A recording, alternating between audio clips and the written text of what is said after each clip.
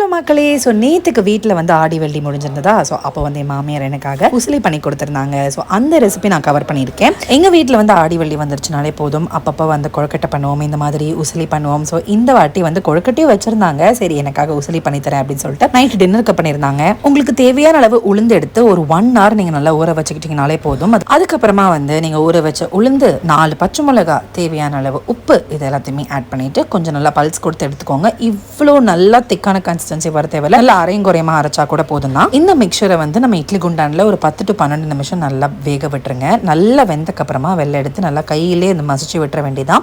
அதுக்கப்புறமா ஒரு வானல் எடுத்து நல்லெண்ணெயில வந்து காஞ்ச மிளகா, உளுத்தம் பருப்பு, பெருங்காயம், கருவேப்பிலை இது எல்லாத்தையும் போட்டு தாளிச்சக்கு அப்புறமா நம்ம வேக வச்சு எடுத்துருந்தோம் இல்லையா அந்த உளுந்து, அதை வந்து நல்லா கையிலே உதுத்து ஆட் பண்ணிக்கோங்க. நல்லா நீங்க பெரட்டிட்டு இருக்க வேண்டியதான். இது வந்து மணி கொழுக்கட்டை அப்படின்னு சொல்லுவாங்க. காலையிலேயே வந்து கொழுக்கட்டை பண்ணும்போது அரிசி மாவு இருக்கு இல்லையா, அதுல வந்து உருண்டையா பிடிச்சி வச்சிட வேண்டியதான். இது வேக வச்சு அதையும் வேணா ஆட் பண்ணிக்கலாம்.